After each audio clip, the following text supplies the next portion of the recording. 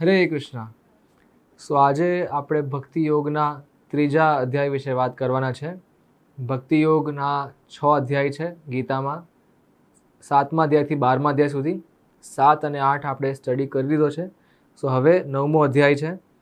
9મા અધ્યાયનું નામ છે પરમ ગુહ્ય જ્ઞાન. ઓકે, સો 9મા અધ્યાયની અંદર 34 શ્લોકા છે અને આપણે એને ડિવાઈડ કરેલા છે થોડા ટોપિક્સમાં. સો ટોટલ આની અંદર 4 ટોપિક્સ છે અને એક પછી એક આપણે સ્ટડી કરવાના છીએ. તો જે ફર્સ્ટ જે ટોપિક છે, જો આપ નોટ ડાઉન કરી રહ્યા હોય તો આપણી પુસ્તકમાં આપ લખી લો. ફર્સ્ટ ટોપિક છે દિવ્ય જ્ઞાન, જે પહેલા 3 શ્લોક છે, 1, 2 અને 3. આપણે એક લાઇન બાય લાઇન બધા શ્લોક કવર કરીશું આજે, જેટલું થઈ શકે. સો દિવ્ય જ્ઞાન, એમાં પહેલો શ્લોક તમે આઈ હોપ તમે ગીતા લઈને બેઠા છો તો બહુ બ્યુટીફુલ શ્લોક છે કે બેઝિકલી આ દિવ્ય જ્ઞાન શું છે, ભગવાન શું કહેવા જઈ રહ્યા છે એના વિશે ભગવાન વાત કરી છે.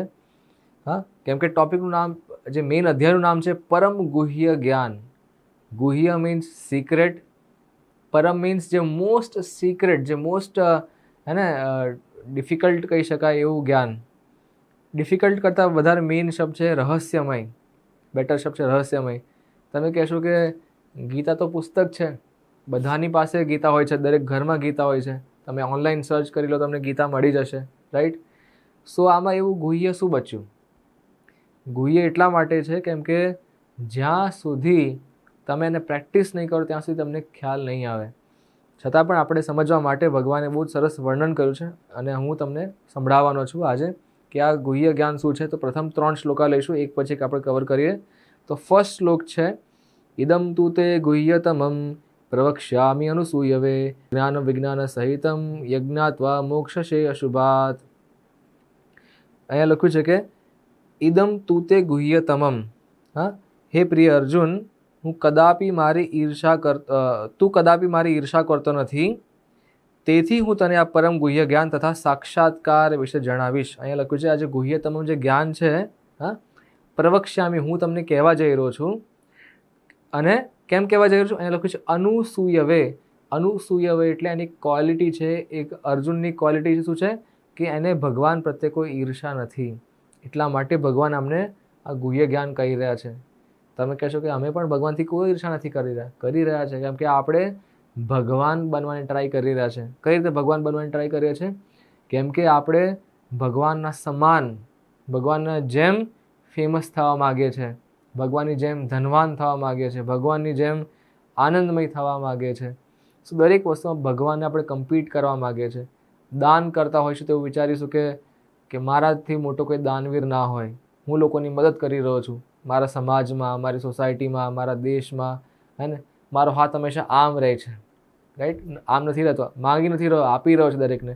સો બેઝિકલી આપણે કોઈની હેલ્પ કરતા હોઈએ પણ આપણે ટ્રાય શું કરી રહ્યા છે કે હું ભગવાન બનવાની ટ્રાય કરી રહ્યો છું. એવું નહીં કે ભગવાને મને આપ્યું છે અને હું ભગવાનનું આ કામ કરી રહ્યો છું, એવું નથી વિચારતા. સો દરેકે આ તો બહુ આસી આપણે હાફ એન આવર 45 મિનિટ્સના આ નાનકડા સેશનની અંદર હું તમને બધું ડિટેલમાં નહીં સમજાવી શકતો. અધરવાઇઝ દરેક ગીતાના ક્લાસ, દરેક ગીતાના શ્લોક માટે, હા, દરેક શ્લોક માટે કમસે કમ 1 કલાક તો જોઈએ જ. કમસે કમ હું બેર મિનિમમ કહી રહ્યો છું, ત્યારે જ એને આપણે ડિટેલમાં સમજણ પડશે, રાઈટ? સો આપણે તો 45 મિનિટ્સમાં તો આખો પૂરેપૂરો અધ્યાય સ્ટડી કરવાનો છે, એટલા માટે વધારે નહીં જવું. પણ મેજર અન્ડરસ્ટેન્ડિંગ છે કે ભગવાન આ દિવ્ય જ્ઞાન અર્જુનને કેમ આપી રહ્યા છે? કેમ કે અર્જુનનું લક્ષણ છે અનુસૂયવે. અને ભગવાન કહે છે જ્ઞાનમ વિજ્ઞાનમ સહિતમ, હું જ્ઞાન અને વિજ્ઞાન, જ્ઞાન એટલે નોલેજ અને જે વિજ્ઞાન એટલે જેને સાક્ષાત્કાર કરેલું જે જ્ઞાન હોય એ બધું જ તમને જણાવે છે. યજ્ઞાત્વા, હા, એ જાણ્યા પછી મોક્ષ છે અશુભાત. અશુભ શું વસ્તુ છે? આ ભૌતિક જગત, જે અશુભ ભૌતિક જગત છે એનાથી મોક્ષ છે, તમને મોક્ષ મળી જશે, તમને મુક્તિ મળી જશે. ધેન બીજા અધ્યાયમાં ભગવાન કહે છે કે આ જ્ઞાન, દિવ્ય જ્ઞાન કેવું છે?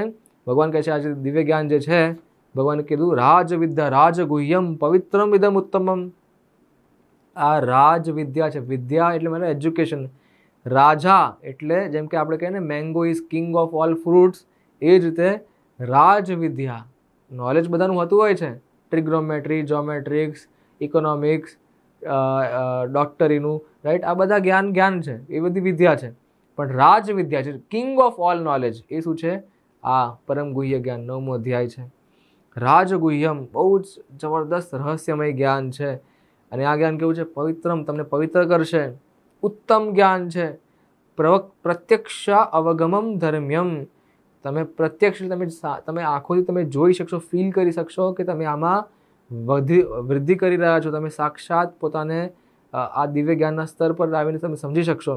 અને બેસ્ટ વસ્તુ છે કે સુસુખમ કરતો મવ્યમ, જો તમે ભક્તિ કરશો તો તમે કઈ રીતે કરશો? સુસુખમ, બહુ આનંદમય, હેપીલી તમે આ દિવ્ય જ્ઞાન સમજી શકશો અને તમે પાલન પણ કરી શકશો. ઘણા બધા લોકોને લાગતું હોય છે કે ભક્તિ તો બહુ જ બોરિંગ વસ્તુ છે, બહુ તપસ્વી હોતી હોય છે, બહુ ડિફિકલ્ટ હોતું હોય છે. પણ ભગવાન કહે છે કે જો કોઈ દિવ્ય જ્ઞાન કોઈને મળી ગયું તો એની ભક્તિ તો બહુ સરળ, બહુ સિમ્પલ, બહુ આનંદમય થઈ જશે. તમે સમજવાનો ટ્રાય તો કરો, તમે પ્રયાસ તો કરો, રાઈટ. સો આ દિવ્ય જ્ઞાનનો જે ત્રીજો જે શ્લોક છે, ભગવાન હવે એક ચેતવણી આપી રહ્યા છે કે જો કોઈ મારું જ્ઞાન ન લીધું, ભગવાન શું કહે છે? અશ્રદ્ધાના પુરુષા ધર્મ સ્યાસ્ય પરંતપા, જેની પાસે શ્રદ્ધા નથી, અશ્રદ્ધાના, એવો પુરુષ, એવા વ્યક્તિ, ધર્મ સ્યાસ્ય પરંતપા, એ જો ધર્મના આ જે સિદ્ધાંતો, આ જે ધર્મની જે વિધિ, એની પર એને શ્રદ્ધા નહીં રહે તો ભગવાન કહે છે અપ્રાપ્ય મામ નિવર્તન્તે મૃત્યુ સંસાર વર્તમાની. અપ્રાપ્ય માન, પ્રાપ્ય એટલે પ્રાપ્ત થવું, અપ્રાપ્ય એટલે મને પ્રાપ્ત નહીં કરી શકે. અપ્રાપ્ય મામ, મને પ્રાપ્ત નહીં કરી શકે. નિવર્તન્તે, ફરીથી આને આવવું પડશે. ક્યાં આવવું પડશે?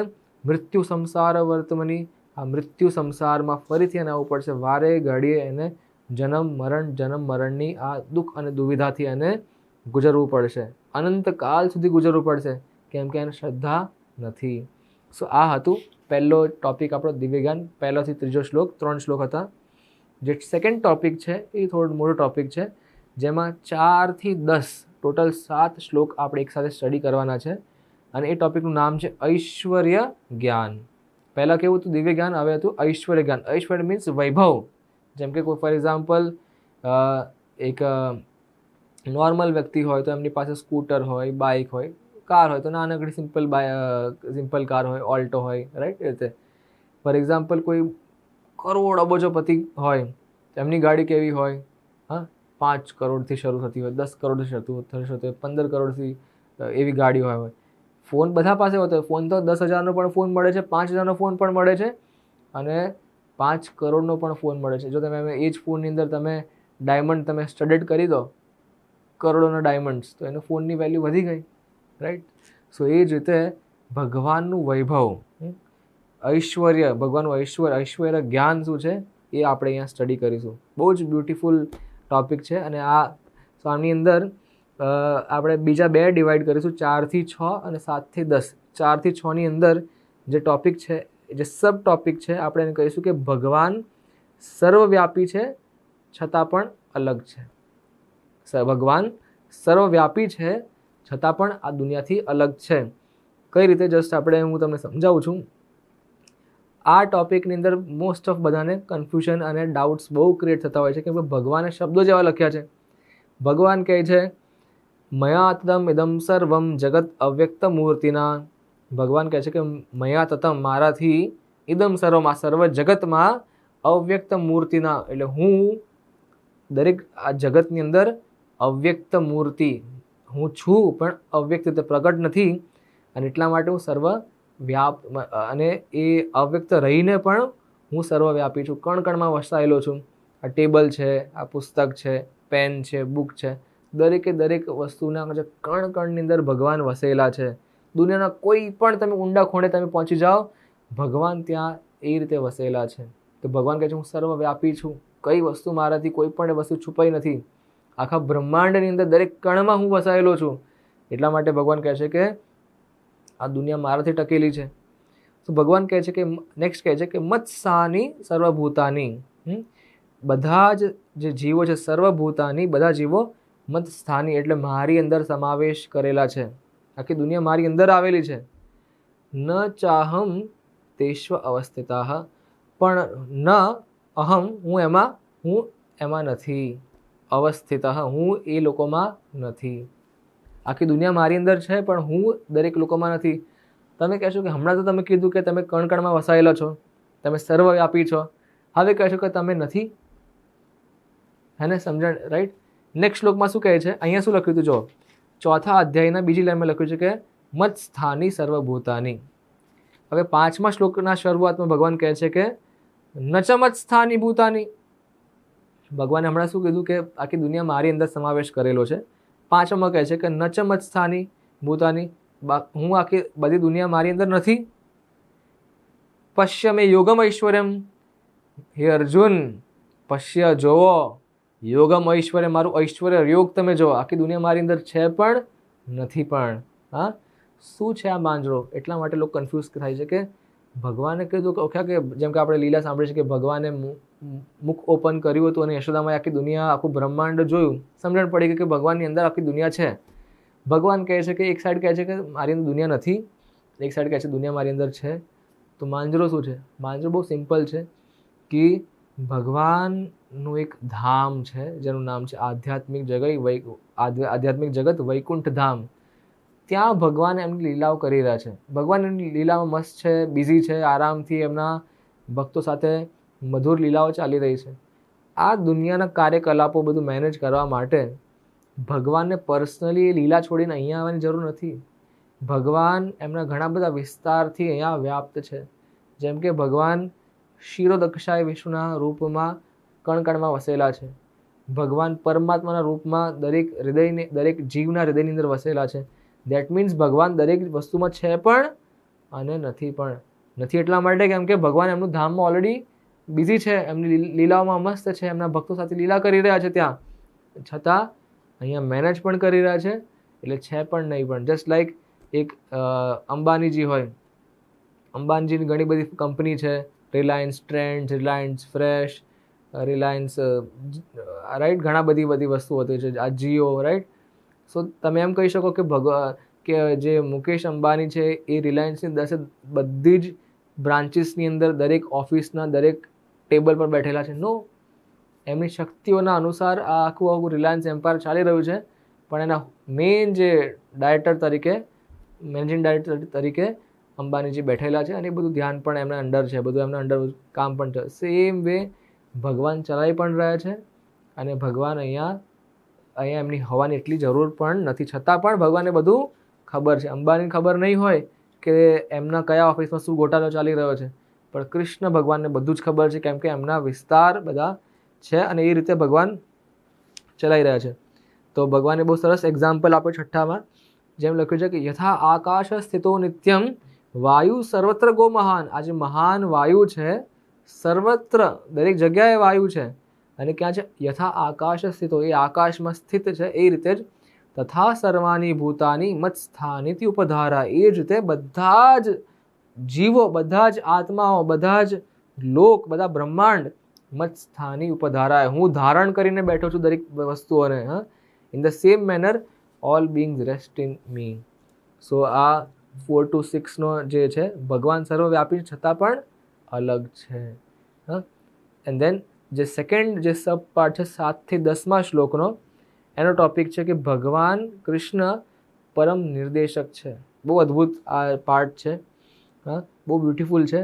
ભગવાન એક બહુ, આપણે 8મા અધ્યાયમાં ઓલરેડી સ્ટડી કરી લીધું છે આ પાર્ટ, પણ સ્ટીલ ભગવાન ફરીથી રિપીટ કરી રહ્યા છે કે ભગવાન કેટલા, એમનો મહાત્મ્ય તમે જુઓ ખાલી.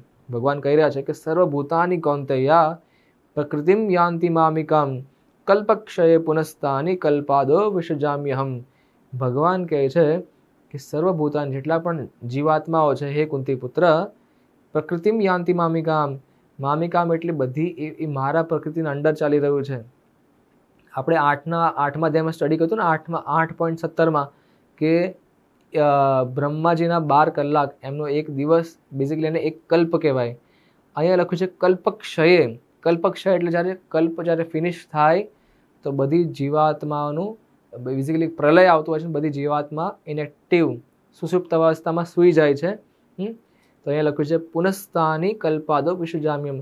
એક્ટિવ ઇનેક્ટિવ આપણે વાત કરી હતી, સેમ રીતે ભગવાન અહીંયા રિપીટ કરી રહ્યા છે કે જેમ જેમ નવો કલ્પ શરૂ થાય છે, એક કલ્પ શરૂ થાય ત્યારે બધી જીવાત્માઓ એક્ટિવ થાય અને જ્યારે કલ્પ એન્ડ થાય ત્યારે બધી જીવાત્માઓ સૂઈ જાય છે.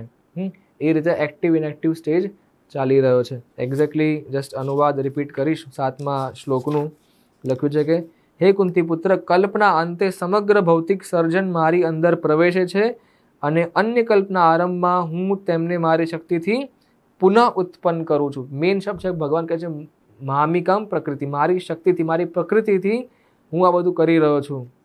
આઠમો જે શ્લોક છે, પ્રકૃતિમ સ્વામ અવષ્ટભ્ય વિસૃજામિ પુનઃ પુનઃ ભૂતગ્રામમ એમ કૃષ્ણમ અવશમ પ્રકૃતે વશાત. સેમ વસ્તુ એ લખી છે, અવષ્ટભ્ય પ્રકૃતિમ. આ પ્રકૃતિ કોની છે? મારી છે, મારા કંટ્રોલમાં પ્રકૃતિ. અવષ્ટભ્ય એટલે કંટ્રોલ, મારા કંટ્રોલમાં આ દુનિયા, આ પ્રકૃતિ ચાલી રહી છે. વિસૃજામિ પુનઃ પુનઃ, હું વારે ઘડીએ આ જીવાત્માઓને એક્ટિવ કરું છું.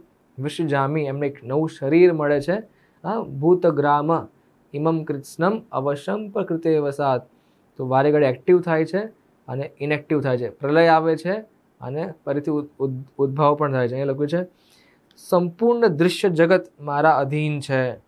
તે મારી ઈચ્છાથી વારંવાર આપમેળે જ પ્રગટ થયા કરે છે અને મારી જ ઈચ્છાથી અંતે વિનષ્ટ થઈ જાય છે. આ ભગવાનનું વૈભવ છે.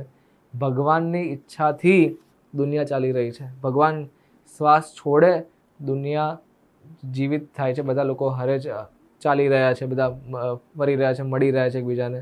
ભગવાન શ્વાસ ખેંચે એટલે દુનિયા તરત જ ભગવાનની અંદર આવીને સમાપ્ત થઈ જાય છે. દેન ફરીથી આ શ્વાસ લેવાનો છોડવાનો ભગવાનનું ચાલી રહ્યું છે. રાઈટ.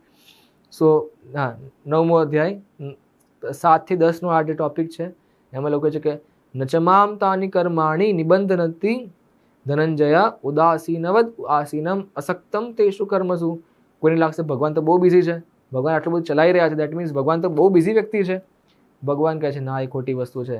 હે ધનંજય, નચમામ તાની કર્માણી, આ કર્મના બંધનથી હું બંધાયેલો નથી. છતાં પણ આટલું બધું હું કરી રહ્યો હોય પણ છતાં પણ આમાં હું બંધાયેલો નથી. ઉદાસીનવદ આસીનમ આસક્તમ તેષુ કર્મસુ. આ કર્મથી હું આસક્ત નથી, એટેચ નથી. અને આસીનમ, હું બેઠેલો છું. કઈ રીતે? ઉદાસીનવદ, ઉદાસ થઈને નહીં. ઉદાસીનવદ એટલે ન્યુટ્રલ થઈને, મને ફરક નથી પડી રહ્યો. આ સિસ્ટમ મેં બનાવી દીધી છે કે આ રીતે દુનિયા ચાલશે. જેને ભક્તિ કરવી હશે એનો ઉદ્ધાર થશે, જેને ભક્તિ નહીં કરવી હોય એ વારે ઘડે આ દુનિયામાં પોતાના ઈચ્છાઓ પૂરી કરવા માટે એ નવા જીવન લેતો રહેશે, નવા શરીર લેતો રહેશે, નવી યોનિમાં, અને એની ઈચ્છાઓ પૂરી કરવાનો પ્રયાસ કરશે.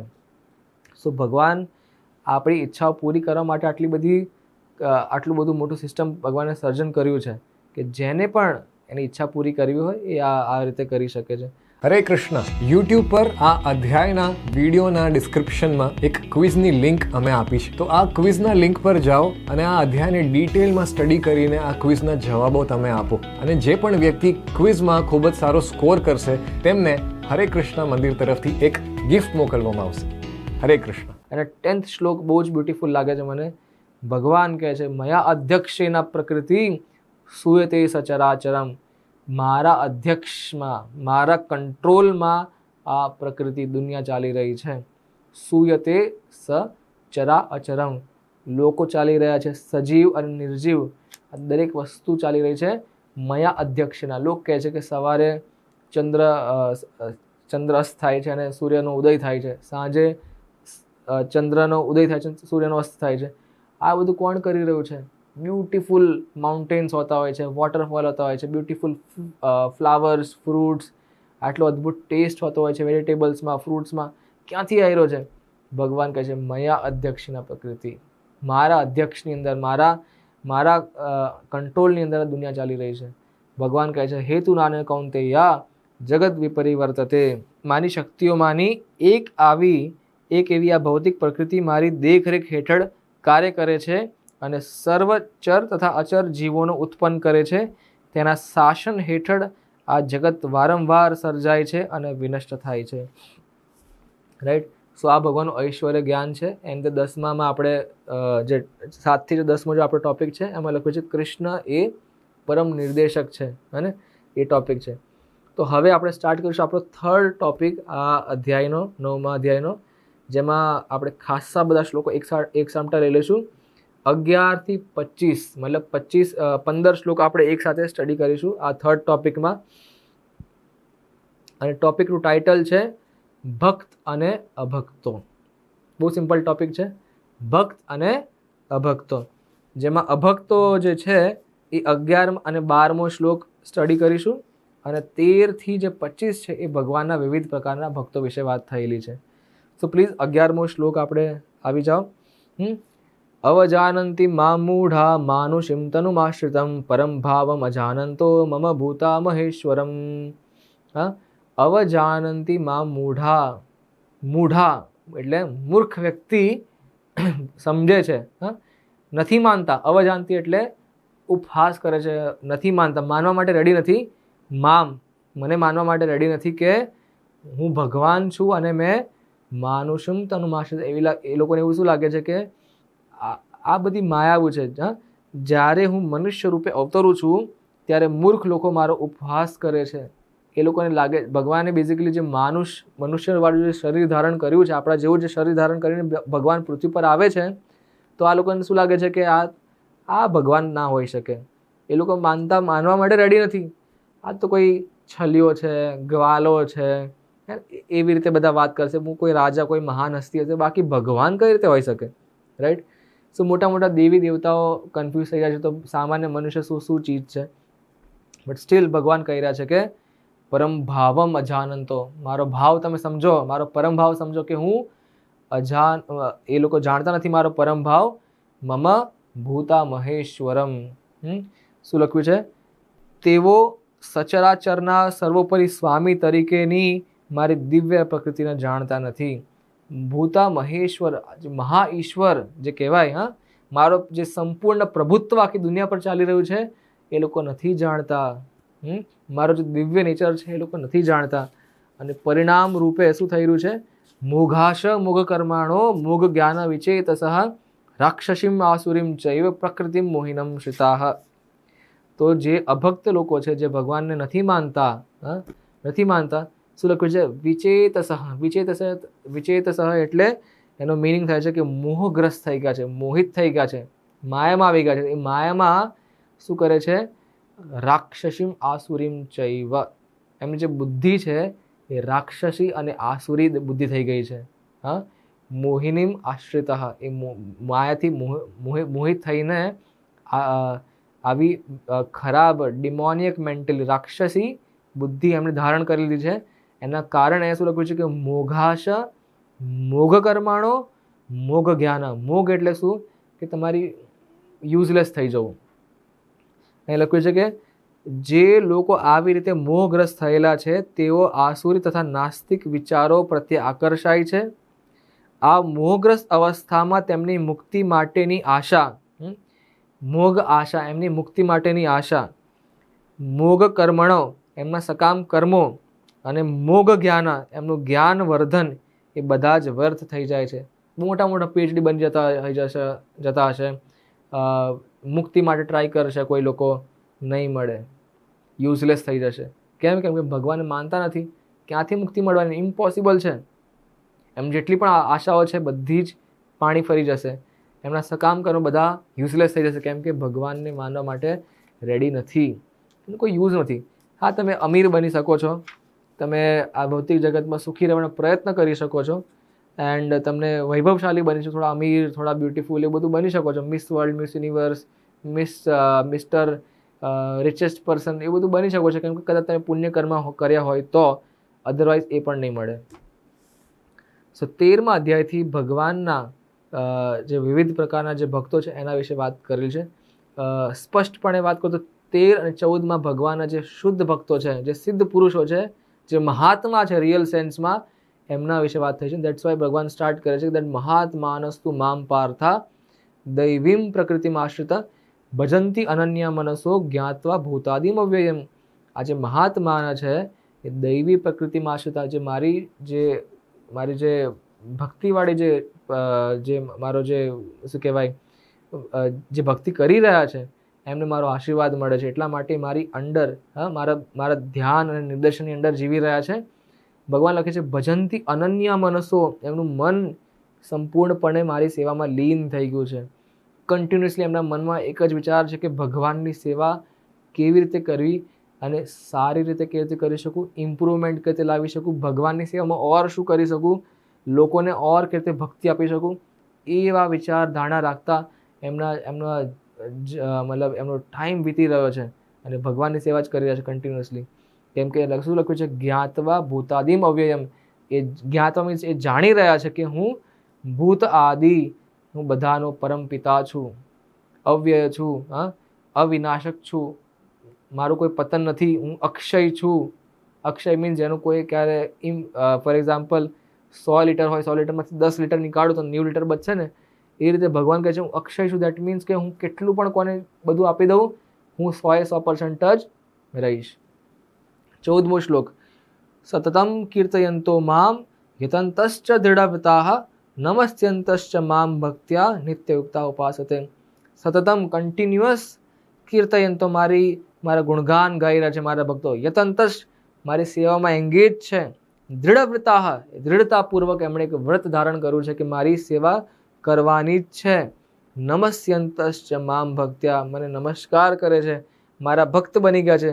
નિત્યયુક્તા ઉપાસતે કન્ટિન્યુઅસ 24 કલાક 365 દિવસ આખું જીવન ઉપાસનામાં વીતી રહ્યું છે એમનું. આ ભગવાનના મહાન ભક્તો છે જેમને આખું જીવન સમર્પણ કરીને ભગવાનની સેવા કરી રહ્યા છે. કઈ રીતે? દૃઢતા સાથે ભગવાનની સેવા કરી રહ્યા છે અને કન્ટિન્યુઅસ વિધાઉટ એની બ્રેક કરી રહ્યા છે. એટલા માટે એ લોકો મહાન આત્માઓ છે. અને મહાનમાં આત્મા એ નથી હોતી જે કોઈ નોબેલ પીસ પ્રાઇઝ મળી જાય. મહાન આત્મા એ હોય છે જેણે ભગવાનની નિસ્વાર્થ રૂપે ભક્તિ કરી હોય છે, સેવા કરી હોય છે અને જન્મો જન્મો સુધી સેવા કરવા માટે રેડી છે. એમનું અસ્તિત્વ ભગવાનની સેવા કરવા માટે બનેલું છે. એવી ભગવાન આપણાથી પણ અપેક્ષા રાખી રહ્યા છે અને આપણને પ્રેરિત કરી રહ્યા છે કે પાંડવ જેવા, કુંતી મહારાણી જેવા, ધ્રુવ મહારાજ જેવા, પ્રહલાદ મહારાજ જેવા એવા ભક્ત બનો અને ભગવાનની આવી સેવા કરો. કેમ કે આપણે બન્યા છે ભગવાનની સેવા કરવા માટે. રાઈટ. સો હવે 15મો શ્લોક બહુ થોડો ડિફરન્ટ શ્લોક છે. અહીંયા લખ્યું છે જ્ઞાન યજ્ઞેન ચાપી અન્યે યજંતો મામ ઉપાસતે એકત્વેન પૃથક્ત્વેન બહુધા વિશ્વતો મુખમ. આપણે વાત કરી હતી કે 13થી વિવિધ પ્રકારના ભક્તોની વાત કરી હતી કે 13થી 25ની અંદર વિવિધ પ્રકારના ભક્તોની વાત કરીશું. સો 13 અને 14માં આપણે મહાત્માની વાત કરી. રાઈટ. મહાત્મા એટલે શુદ્ધ સિદ્ધ પુરુષ બધા. એન્ડ 7.16 આજે 7મા અધ્યાયના 16મો શ્લોક છે. એમાં બીજા ઓર ભક્તોની વિશે વાત કરી છે જે શુદ્ધ ભક્ત નથી પણ ભક્તિના માર્ગ પર છે. 4 ટાઈપના ભક્તો છે કે જિજ્ઞાસુ, જ્ઞાની, અર્થ અને અર્થાર્થી. જેની પાસે પૈસા નથી, જેને બહુ દુઃખ છે, જે બહુ જિજ્ઞાસુ છે અને જે જ્ઞાની પુરુષ છે, આ લોકો પણ ભગવાનની ભક્તિ કરે છે. સો પહેલા સ્ટેજ પર મહાત્મા આવશે, દેન આ 4 ટાઈપના ભક્તો. એની અંદર આ 4માં સૌથી હાઈએસ્ટ જ્ઞાની હોય છે, ઓકે, એઝ પર 7.16. અને લાસ્ટ કેટેગરીમાં આ 9.15 વાળા શ્લોકમાં 3 બીજી કેટેગરી આપી છે, એકત્વેના, પૃથક્ત્વેના અને બહુધા વિશ્વતો મુખમ. શું આ કેટેગરી છે આપણે સ્ટડી કરીશું અત્યારે. તો પ્લીઝ કમ ટુ 16.19 16 થી 19. એમાં જે થર્ડ કેટેગરી છે ને, મેં શું કીધું, એકત્વેના, પૃથક્ત્વેના, વિશ્વતો મુખમ. આ 15મા અધ્યાયમાં 3 પ્રકારના ભક્તોની વિશે વાત કરી છે. એનું અન્ડરસ્ટેન્ડિંગ આપતા ભગવાને બાકી નેક્સ્ટ 10-11 શ્લોક ભગવાને વાત કરી છે. તો 16 થી 19 ભગવાને વિશ્વરૂપ ઉપાસના વિશે વાત કરી છે. મેં જે વાત કરી 15મા શ્લોકમાં લખ્યું છે, એક શબ્દ લખ્યો છે વિશ્વતો મુખમ. એટલે થોડા એવા ભક્તો છે જે ભગવાનને વિશ્વરૂપમાં પૂજી રહ્યા છે. વિશ્વરૂપમાં પૂજવું મીન્સ વોટ? કે આ દુનિયા, આ જે બ્રહ્માંડ છે, દેટ મીન્સ કે આ સૃષ્ટિ એ પોતે જ એક ભગવાન છે. એનું ભગવાન જેમ અર્જુનને વિશ્વરૂપ બતાવ્યું હતું ગીતામાં, હમણાં નેક્સ્ટ 11મા અધ્યાયમાં બતાવવાના છે. તો વી નો દેટ કે ભગવાનનું કોઈ અંત નથી, કોઈ શરૂઆત નથી. બધા જ પહાડો અને ઝરણાઓ, બધા બ્રહ્માંડ, દરેકે દેવતાઓ બધું જ એમના વિશ્વરૂપની અંદર સમાયેલું છે. હે. સો એ રીતે આ જે વિશ્વરૂપ જે છે, તો લાઈક દેટ આ જે લોકો વિશ્વરૂપની પૂજા કરતા હોય તો એ લોકો આ બ્રહ્માંડની જ પૂજા, એમને લાગે છે કે આ બ્રહ્માંડ જ એક ભગવાન છે. ઓકે. સો 16 થી 19માં એની વાત થયેલી છે. એન્ડ તમે વાંચશો તો ભગવાન આમાં બધું બ્યુટીફુલ કહી રહ્યા છે કે કઈ રીતે કે પરંતુ હું જ કર્મકાંડ, હું જ યજ્ઞ, પિતૃતર્પણ, ઔષધિ તેમજ દિવ્ય મંત્ર ઘોષ છું. હું જ ઘી, અગ્નિ અને આહુતિ છું. ભગવાન કહે જેમ કે આપણે યજ્ઞ કરતા હોય તો ભગવાન કહી રહ્યા છે કે યજ્ઞની વિધિ પણ હું જ છું, એનું ઘી પણ હું જ છું, એનો હોતા પણ હું જ છું, એનું યજ્ઞકુંડ પણ હું જ છું, એમાં જે આહુતિ આપવાની એ પણ હું જ છું, એનું જે ફળ મળવાનું એ પણ હું જ છું. સો લાઈક દેટ ભગવાન બતાવી રહ્યા છે કે આખું વિશ્વ જે છે એ હું જ છું. બેઝિકલી આ વિશ્વરૂપ ભગવાન બતાવી રહ્યા છે એમના શબ્દોમાં. ભગવાન કહે છે કે 17મા શ્લોકમાં કે હું આ બ્રહ્માંડનો પિતા, માતા, આશ્રયદાતા તથા પિતામહ છું. હું જ્ઞાનનો વિષય, વિશુદ્ધિ કરતા તથા ઓમકાર મંત્ર છું. હું જ ઋગ્વેદ છું, હું જ સામવેદ છું તથા યજુર્વેદ પણ હું જ છું. સો દેટ્સ વાય મતલબ આ રીતે ભગવાન બેઝિકલી બધું બહુ બ્યુટિફુલી બતાવી રહ્યા છે કે કઈ રીતે આખું બ્રહ્માંડમાં તમે જે પણ જોઈ રહ્યા છો ભગવાન કહે છે હું જ છું. કેમ કે ભગવાન કણ કણમાં વસાયેલા છે એટલા માટે. તો આપ સ્ટડી કરજો 16 થી 19. ઓકે, આપણે નેક્સ્ટ ટોપિક પર આવીશું 20 થી 25. હા, જેમાં પૃથક્ત્વેના, પૃથક એટલે શું? અલગ. તો પૃથક એટલે બેઝિકલી કે એવા વ્યક્તિ જેના માટે ભગવાન મીન્સ કે કોઈ પણની પૂજા કરી લો બધા ભગવાન જ છે. સો આ ખોટી વસ્તુ છે, છતાં પણ ભગવાન એને કહે છે કે એટલીસ્ટ ચલો આટલું તો કરી રહ્યો છે. નાસ્તિક હોવા કરતાં એટલીસ્ટ આટલું તો કરી રહ્યો છે. ધીમે ધીમે પછી આવશે. એના માટે ભગવાન અહીંયા જ્ઞાન આપી રહ્યા છે. શું જ્ઞાન આપી રહ્યા છે કે 20મા શ્લોકની અંદર ભગવાન કહે છે કે જે મનુષ્યો વેદ અધ્યયન કરે છે તથા સોમરસનું પાન કરે છે તેઓ સ્વર્ગ પ્રાપ્તિ માટે પ્રયત્ન કરીને પરોક્ષ રીતે મારી પૂજા કરે છે. તેઓ પાપ કર્મોથી મુક્ત થઈને પુણ્યમય સ્વર્ગીય ઇન્દ્રલોકમાં જન્મ લે છે, જ્યાં તેઓ દેવ જેવો આનંદ ભોગવે છે. દિવ્ય દેવા ભોગાન.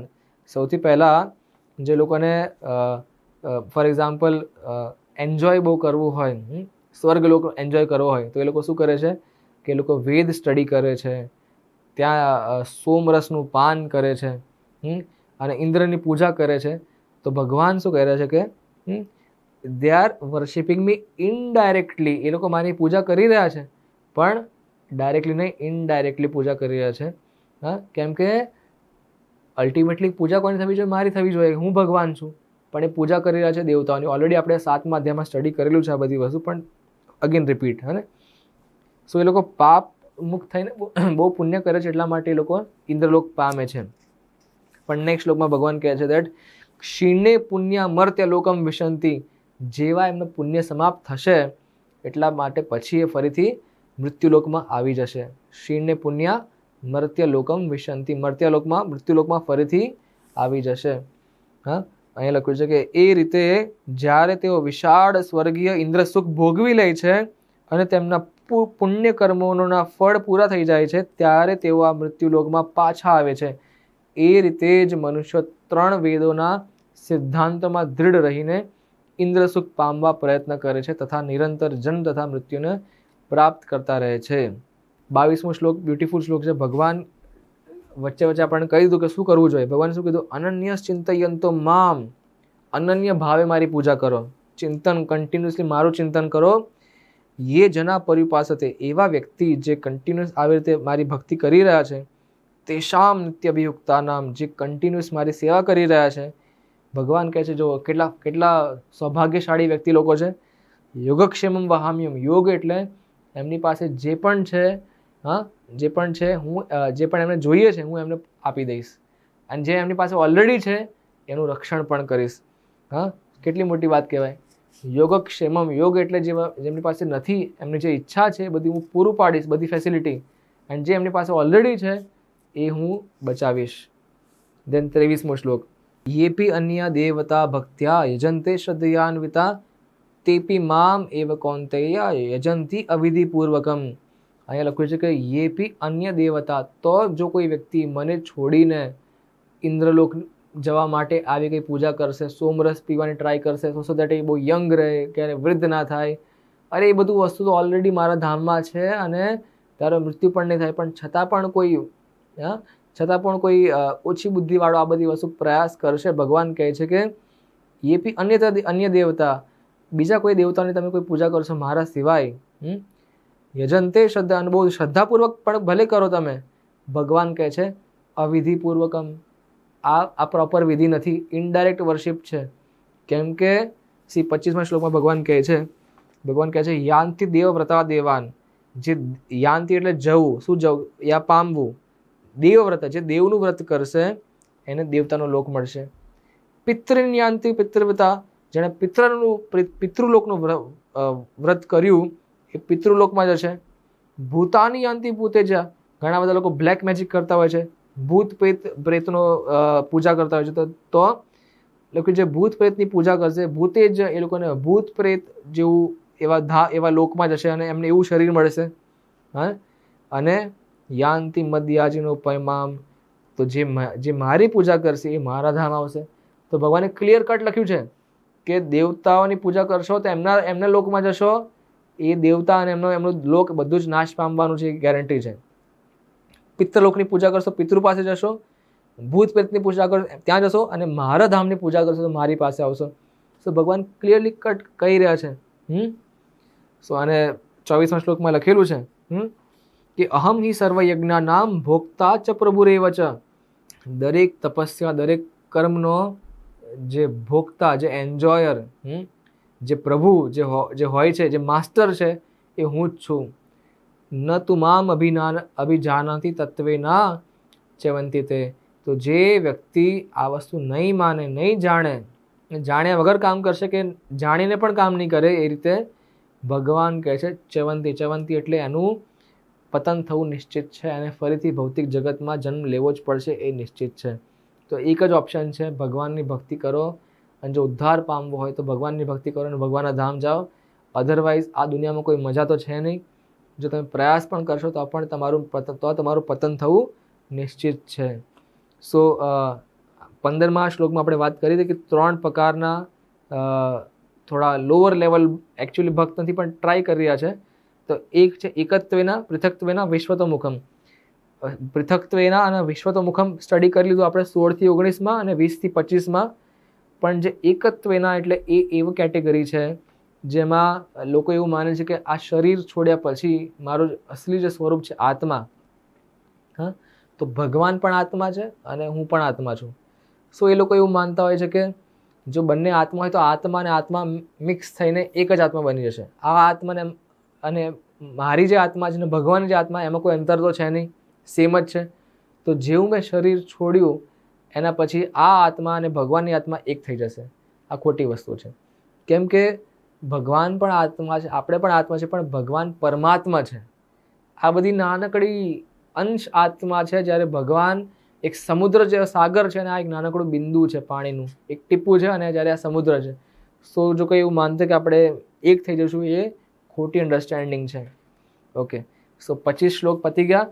એન્ડ જે મોસ્ટ બ્યુટિફુલ આ બધું જે અત્યાર સુધી ચાલી રહ્યું હતું એ બધા જે જ્ઞાન યોગીઓ માટેનું બધું કામ ચાલી રહ્યું હતું, પણ જે 16 થી જે 25 વાળો જે ટોપિક છે, સોરી 13 થી 25 વાળો જે ટોપિક છે, જ્ઞાન યોગીઓ માટેનું મેઇન તો વસ્તુ હતી. પણ આપણા માટે જે ભક્તો માટે, જે ભક્તિ યોગી છે, જેને ભગવાનથી પ્રેમ છે, ભગવાનની સેવા કરવી છે, એમના માટેનું છે કૃષ્ણની ભક્તિનું મહાત્મ્ય. ભક્તિ યોગીઓ માટે આ ટોપિક છે 26 થી 34 વાળું. ટોપિકનું ટાઇટલ છે કૃષ્ણ ભક્તિની મહાત્મ્ય. બહુ જ બ્યુટીફુલ, એક્સ્ટ્રીમલી બ્યુટીફુલ ટોપિક છે. આમાં ભગવાનની પણ મહાત્મ્ય ખબર પડી જાય છે, ભગવાનની ભક્તિની મહાત્મ્ય પણ ખબર પડી રહી છે, અને ભગવાનના ભક્તોની પણ મહાત્મ્ય ખબર પડી રહી છે. ભગવાન 26મા ટોપિકમાં જ લખ્યું છે, શ્લોકમાં લખ્યું છે, જો કોઈ પ્રેમથી મને પત્ર એટલે એક પાંદડું આપે, કે એક ફ્લાવર આપે, ફળ મને ઓફર કરે, કે પાણીનો ગ્લાસ ઓફર કરે, ગરીબમાં ગરીબ વ્યક્તિઓ ખાલી પાણીનો ગ્લાસ પણ પ્રેમથી મને જો ચડાવશે, ભગવાન કહે છે કે તદહમ ભક્તિ ઉપર જો પ્રેમથી ચડાવશે તો હું એને એક્સેપ્ટ સ્વીકાર કરીશ એનો. બસ ભગવાન આપણે કહે છે પ્રેમના ભૂખ્યા છે, તો બસ એ જ વાત છે.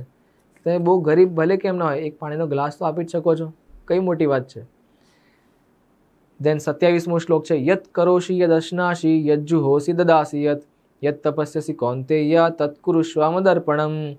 ભગવાન શ્રી બહુ જ પ્રેક્ટિકલ પોઈન્ટ કર્યો છે ભગવાને કીધું કે યત કરોશી, જે પણ તમે કંઈ કરી રહ્યા છો, યદ અશ્ના, જે પણ તમે કંઈ ખાઈ રહ્યા છો, જો તમને મારા પ્રત્યે પ્રેમ હોય, તમે જે પણ જમી રહ્યા છો મને અર્પણ કરો. જે પણ તમે કર્મ કરી રહ્યા છો એ મારા માટે કર્મ કરો. યત તપસ્યાસી, તમે કોઈ તપસ્યા કોઈ મહેનત કરી રહ્યા છો, મારા માટે મહેનત કરો. હા, તમને યત જુહોસી દદાસી યત, તમને કંઈ દાન કરવું છે યા ફિર મતલબ દાન ભગવાનની ઉપર કોઈ દાન ના કરી શકે, ભગવાનની કોઈ સેવા કરી શકે. તમારે જે કોઈ ઓફર કરવું છે, કંઈ વિચાર કરવું છે, કંઈ ઇન્વેસ્ટ કરવું છે, તમારું મન, તમારી બુદ્ધિ, તમારા વિચારો, તમારું અસ્તિત્વ, ભગવાન કહે છે મદ અર્પણમ, પ્રેમથી મને અર્પણ કરો. તો મતલબ એક ભક્ત હોય છે એ ભગવાનને પ્રેમથી આ બધી વસ્તુ અર્પણ કરતા હોય છે. અને ભગવાન ઇનફેક્ટ ઇનડાયરેક્ટલી બધાને કહી રહ્યા છે કે આ જીવન જીવવાની રીત છે. હા, ગીતા લોકો કહે છે કે અમને સમજમાં નથી આવતી. સમજવું બહુ સિમ્પલ છે.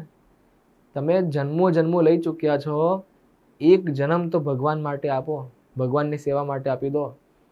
અરે અમે તો સંસારમાં બેસી, અરે કેટલા સંસાર તમે લઈ ચૂક્યા છો, આ એક નવું સંસાર, હજુ કરોડો સંસાર લેવાના બાકી છે. ક્યાં સુધી સંસારમાં ફરશો? એક જીવન આપી દો અને ઉદ્ધાર થઈ જશે તમારો ભગવાનનો. ભગવાન કહે છે કે કોઈ પ્રેમથી એક ગ્લાસ મને આપે છે, હું એને સ્વીકાર કરી લઉં છું અને એનાથી હું પ્રસન્ન થઈ જાઉં છું. તમે આખું જીવન આપવાની વાત કરો, ભગવાન પ્રસન્ન નહીં થાય? હા, ભગવાન કહી રહ્યા છે શુભ અશુભ ફલૈરેવમ, 28મો શ્લોક, મોક્ષશે કર્મ બંધનૈ સંન્યાસ યોગયુક્તાત્મા વિમુક્તો મામ ઉપૈષ્યસી. તો જે વ્યક્તિ સંન્યાસ યોગયુક્તાત્મા, એવી આત્મા છે જે સંન્યાસ યોગ કરે છે, જેને શું કહેવાય છે કે બધાના કર્મોને ત્યાગ કરતા શીખી ગયો છે, એના માટે શુભ અને અશુભ એ બંને વસ્તુથી ઉપર ઉઠી જશે. શુભ અશુભ ફલેર મોક્ષશે, એનાથી ઉપર ઉઠી જશે વ્યક્તિ, એનાથી મુક્ત થઈ જશે. અને ભગવાન કહે છે કે આ સંન્યાસ યોગના સિદ્ધાંત કરવાથી વિમુક્તો મામ ઉપૈષ્યસી, એ મુક્ત થઈ જશે, આખી દુનિયાથી જ મુક્ત થઈ જશે અને મને પામી લેશે. મામ ઉપૈષ્યસી.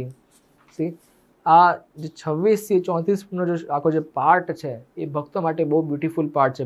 ભગવાનની ભક્તિની મહાત્મ્ય આપેલી છે કે તમે ભગવાનની ભક્તિ કરીને તમે જુઓ, ભગવાન તમે જે ના માગો, તમે જે કલ્પના ના કરી, બધું આપી દેશે. રાઈટ? ભગવાન કહી રહ્યા છે, જો કેટલું બ્યુટીફુલ કહી રહ્યા છે કે સમોહમ, 29મો શ્લોક, સમોહમ સર્વભૂતેષુ, હું બધા માટે ઇક્વલ છું. સમો એટલે ઇક્વલ છું. ન મેં દ્વેષ્યો ન અસ્તિ ન પ્રિય, ના તો મારો કોઈ ફેવરેટ છે, ના તો મને કોઈથી નફરત છે, ના તો મને કોઈને એવું ફેવરેટિઝમ કરવું છે કે ભાઈ તું મારો બહુ લાડલો છે અને કે તું આઈ હેટ યુ. ભગવાન માટે એવું કંઈ નથી. પણ ભગવાન એટલું કહી રહ્યા છે કે એ ભજનથી તો મામ ભક્ત્યા, જો કોઈ મને પ્રેમથી પુકારે છે, મને પ્રેમથી યાદ કરે છે, મારી જો કોઈ ભક્તિ કરે છે, મને પ્રેમ કરવા માટે કોઈ વ્યક્તિ આગળ આવે છે, ભગવાન કહે છે એ મારો મિત્ર છે અને હું પણ એનો મિત્ર છું. કેટલી મોટી વાત કીધી. હા, પાંડવ અને કૌરવનો વચ્ચે યુદ્ધ થયું. રાઈટ? પાંડવ અને કૌરવ વચ્ચેનું યુદ્ધ થયું એન્ડ ભગવાને કીધું કે જો બે ઓપ્શન છે, કાં તો મારી સેના કાં તો હું પોતે, પણ હું લડીશ નહીં. તો અર્જુને કીધું કે મને કંઈ નહીં જોતું, મને ખાલી તમે જોઈએ છે. આ ભક્તનો પ્રેમ ભગવાન માટે છે. એન્ડ ભગવાને રથ ચલાવ્યો અને ફાઇનલી પછી બર્બરિક મહાભારતના અંતમાં કહે છે કે તમે લોકોએ શું યુદ્ધ કર્યું છે? તમે લોકો કોઈનું કતલ, કોઈનો નથી કર્યું, કોઈને નથી માર્યા, કોઈનું બધાનું વધ તો કોણે કર્યું? ભગવાનના સુદર્શન ચક્રે. ભગવાનની લીલા એવી છે કે અચિંત્ય લીલા છે. કોઈને ખબર નથી કે આખું યુદ્ધ તો ભગવાન બેઠા બેઠા લડી રહ્યા છે એન્ડ બેઠા બેઠા અર્જુનને આ જીત અપાઈ છે. રાઈટ? શું કેમ? કેમ કે ભગવાને કીધું કે જો મારો કોઈ ભક્ત છે તો એના માટે હું શું નહીં કરું, તમે કલ્પના ના કરી શકો. સો ભગવાન કહી રહ્યા છે કે મારો કોઈ દુશ્મન નથી, કોઈ ફેવરેટ નથી, પણ જે મારો ભક્ત છે એનું હું એક્સ્ટ્રા ધ્યાન રાખીશ. સો બેઝિકલી આપણે આમાંથી શીખ લેવી જોઈએ કે આપણે પણ ભગવાનના ફેવરેટ તો નહીં, પણ એટલીસ્ટ ભગવાનના ભક્ત બનવાની ટ્રાય કરવી જોઈએ. એ ભક્તિ કરવાથી ભગવાન આપણું બધું જ ધ્યાન રાખશે. ધ્યાન રાખશે મીન્સ વોટ? કે ભગવાનની સેવા આપણને હંમેશા મળતી રહેશે. એ આપણા માટે ઇનફ છે, આનાથી વિશેષ બીજું કંઈ છે નહીં. અને એક બે થોડા ક્રિટિકલ પોઈન્ટ ભગવાન કહી રહ્યા છે, મિસ ના કરાય એવા છે. ભગવાન લખ્યું છે કે અપિચેત સુદુરાચારો ભજનતે મામ અનન્ય ભાગ. કોઈ મારા ભક્તિ નાની મોટી ગલતી કરી કાઢે, સો હું એને બહુ મોટી ગલતી માનતો, પ્રોવાઇડેડ કે ગલતી હોય અને ફરીથી રિપીટ ના થાય. તો દેટ ઇઝ હાઉ ભીષ્મ પિતામાં કૌરવની સાઈડથી લડ્યા છતાં પણ રહ્યા તો ભગવાનના ભક્ત. એને એટલા માટે એમને મોક્ષ મળ્યો, એટલા માટે એમને મહાન આત્મા કહેવામાં આવતા હોય છે. એ લખ્યું છે 31મા શ્લોકમાં, ક્ષિપ્રમ ભવતિ ધર્માત્મા શાશ્વત શાંતિમ નિગચ્છતિ. ક્ષિપ એટલે તરત જ, આમ બહુ જ જલ્દી એ ધર્મના રસ્તા પર ચાલવા લાગે છે ફરીથી, અને શાશ્વત શાંતિમ, એમને પરમાનન્ટ શાંતિ એમને મળી જશે. કૌંતેય હે કુંતી પુત્ર, ડિક્લેર કરો, પ્રતિજાનીહિ નમે ભક્ત્યા પ્રણશ્યતિ, તમે ડિક્લેર કરો કે મારા ભક્તનું પતન ઇમ્પોસિબલ છે, ક્યારેય નહીં થાય, મારો ભક્ત હંમેશા અજય રહેશે. અને ફાઇનલી ભગવાન કહે છે, એક ફાઇનલ જે શ્લોક બહુ બ્યુટીફુલ શ્લોક છે, 9મો અધ્યાયનો 34મો લાસ્ટ શ્લોક છે. ભગવાન કહે છે, આપણે બધાને ઇન્સ્ટ્રક્શન આપી રહ્યા છે કે મન મના, દરેક સેકન્ડે મને યાદ કરો. ભવ એટલે શું કરો? બની જાઓ. શું બની જાઓ? મદ ભક્ત, મારા ભક્ત બની જાઓ. મદ યાજી, મારી પૂજા કરો. મામ નમસ્કુરુ, મને નમસ્કાર કરો. મામ એવૈષ્યસી, તમે મને પામી લેશો, 100% મને પામી લેશો. હા, આત્મનઃ પરાયણા, જો તમે તમારી આત્માને મારી સેવામાં તમે શરણાગત કરી દીધો. સો આ સેમ વસ્તુને એક ભક્ત એક અલગ એંગલથી જોશે કે અચ્છા વાહ, શું ભગવાન છે, કે ભગવાન કહી રહ્યા છે અને આપણે કરી લે તો આપણને ભગવાનનો સંગ, ભગવાનનો સાથ હંમેશા માટે મળી જશે. અને બીજો કોઈ ઈર્ષાલુ વ્યક્તિ એમ કે શું કહેશે, હા કેટલી મોટી વાત કરી રહ્યા છે કે બસ મારી સેવા કરો, મારી સેવા કરો. એ ના ભૂલશો કે ભક્ત હંમેશા ભગવાનની સેવા માટે વિચારે છે અને ભગવાન હંમેશા ભક્તની સેવા માટે વિચારે છે. ભગવાન અને ભક્તનો સંબંધ પ્રેમનો સંબંધ છે, કોઈ માલિક અને નોકરનો સંબંધ નથી. ભગવાન અને ભક્તનો સંબંધ દિવ્ય પ્રેમનો સંબંધ છે, જે અતૂટ છે, એનો ક્યારે અંત નથી. એ હંમેશા માટે અનંતકાલ સુધી સમય આમાં કામ નથી કરી રહ્યો. સો આ જે સંબંધ છે એ બહુ જ દિવ્ય સંબંધ છે. આપણે ભૌતિક શબ્દોમાંનું વર્ણન કરવું પણ અશક્ય વસ્તુ છે, પણ એટલું સમજવું જોઈએ કે ભગવાન આપણાથી બહુ અતિશય પ્રેમ કરી રહ્યા છે, એટલા માટે આપણને કહી રહ્યા છે, કે આપણા સારા માટે કહી રહ્યા છે કે ભવ મદ ભક્ત, મારા ભક્ત બની જાઓ, મારી પૂજા કરો, મને નમસ્કાર કરો, પવિત્ર બની જાઓ અને મારી પૂજા કરીને મારા ધામ આવી જાઓ. તમારો ઉદ્ધાર થઈ જશે, તમે હંમેશા તમારું અસ્તિત્વ શુદ્ધ થઈ જશે અને તમે હંમેશા આનંદમય મારી સાથે રહેશો. That is the goal of Bhagavad Gita. Bhagavad ગીતાનો મેઇન લક્ષ્ય છે જે ભગવાન આપણને પ્રેરિત કરી રહ્યા છે. સો આ હતો ગીતાનો અધ્યાય, 9મો અધ્યાય. 4 ટોપિક આપણે સ્ટડી કર્યા. પહેલો છે દિવ્ય જ્ઞાન, 1 થી 3 શ્લોકમાં. દેન સેકન્ડ ટોપિક છે ઐશ્વર્ય જ્ઞાન, 4 થી 10 શ્લોકમાં. દેન ત્રીજો છે ભક્ત અને અભક્ત, 13 થી 25માં.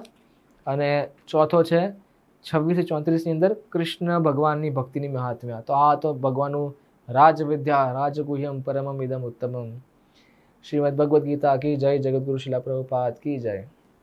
હરે કૃષ્ણ. યુટ્યુબ પર આ અધ્યાયના વિડીયોના ડિસ્ક્રિપ્શનમાં એક ક્વિઝની લિંક અમે આપી છે. તો આ ક્વિઝના લિંક પર જાઓ અને આ અધ્યાયને ડિટેલમાં સ્ટડી કરીને આ ક્વિઝના જવાબો તમે આપો. અને જે પણ વ્યક્તિ ક્વિઝમાં ખૂબ જ સારો સ્કોર કરશે તેમને હરે કૃષ્ણ મંદિર તરફથી એક ગિફ્ટ મોકલવામાં આવશે. હરે કૃષ્ણ.